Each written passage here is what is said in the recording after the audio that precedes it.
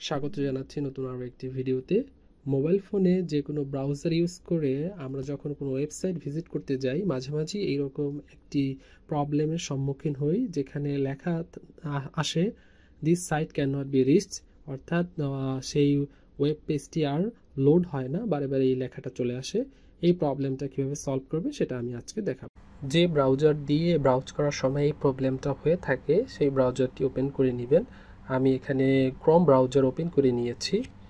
এরপরে সর্বোপরে ডানে 3 ডট মেনুতে ক্লিক করুন, তারপরে এখান থেকে সেটিংস সিলেক্ট করুন, তারপরে স্ক্রল করে নিচে চলে আসবেন। চলে এসে দেখতে পাবেন সাইট সেটিং, এটা সিলেক্ট করুন। তারপরে অল সাইটস এটা সিলেক্ট করুন। তারপর ডিলেট ব্রাউজিং ডেটা এটার উপর ক্লিক করুন। এখান থেকে সবগুলোকে টিক মার্ক দিয়ে দিতে হবে।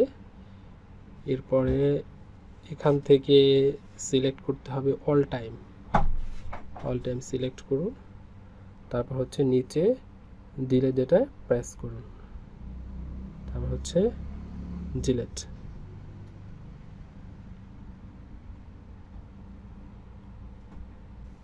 এরপরে আবার এই হোম পেজ চলে আসবেন।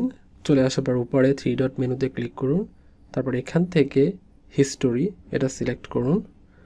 তারপর হচ্ছে এইখানে যত ব্রাউজিং হিস্টোরি আপনারা ডিলিট করে দিবেন। আমি এখানে ডিলিট ব্রাউজিং ডেটা এটার উপর ক্লিক করছি। দেন এখানে সবগুলো টিক মার্ক দিয়ে দিতে হবে।